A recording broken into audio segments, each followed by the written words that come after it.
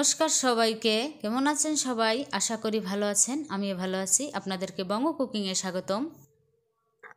আমি আজকে রান্না করব আলু দিয়ে গিমা শাক ভাজি। এটি একটি দারুণ রেসিপি। চলুন আর কথা না বাড়িয়ে আজকের রেসিপি শুরু করা যাক।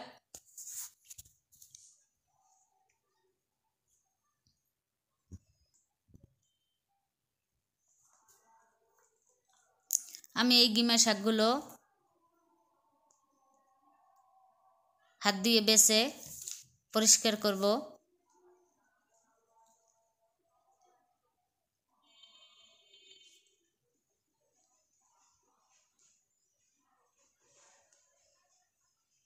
নরম নরম শাকগুলো নিব।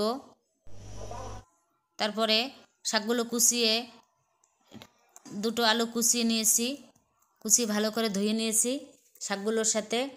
এরপরে চুলে একটি কড়াই বসিয়ে দিয়ে কড়াই পরিমাণ মতো তেল দিয়ে দিলাম। এরপর একটা শুকনো মরিচ হাত দিয়ে ছিঁড়ে দিয়ে দিলাম তেলের ভিতরে।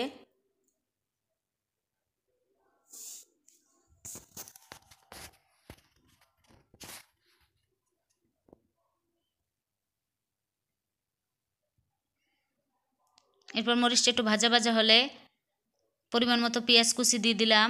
আমি এখানে বড় সাইজের একটা পেঁয়াজ কুচিয়ে নিয়েছি, 4-5 কোয়া বড় রসুন এর কোয়া কুচিয়ে নিয়েছি, ওগুলো দিয়ে দিলাম। ওগুলো দিয়ে একটু নাড়াচাড়া করে দিব। পেঁয়াজ রসুন একটু ভাজা ভাজা হলে স্বাদ মতো লবণ দিয়ে দিলাম।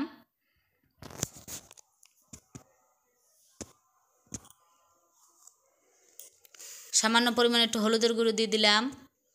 এবার আর একটু নাড়াচাড়া করে দিব।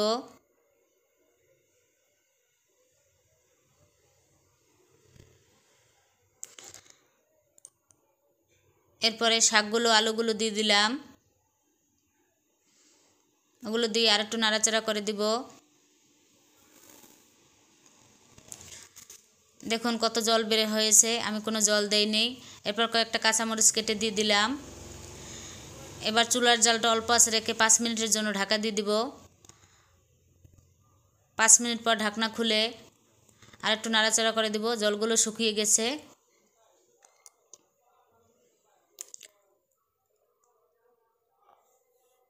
আমি আরও 5 মিনিটের মতো রান্না করে নিয়েছি। এগুলো যখন ভাজা ভাজা হবে এরপরে সামান্য পরিমাণে একটু চিনি দিয়ে দিলাম। চিনি দিয়ে আর একটু নাড়াচাড়া করে নিব।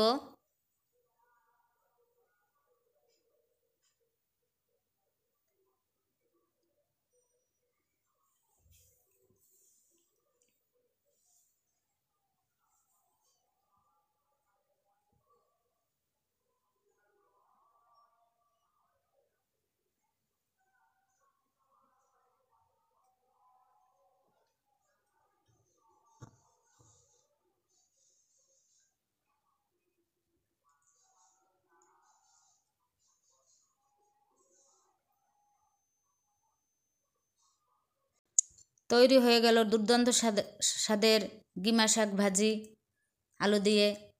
ধন্যবাদ সবাইকে। আপনারা গিমা শাক আলু দিয়ে এভাবে ভাজি করে খাবেন। ভালো লাগলে লাইক, কমেন্ট, শেয়ার ও সাবস্ক্রাইব করে পাশে থাকবেন। ভালো থাকবেন। খুব তাড়াতাড়ি দেখা হচ্ছে বঙ্গ কুকিংয়ের নতুন আরেকটি রেসিপিতে।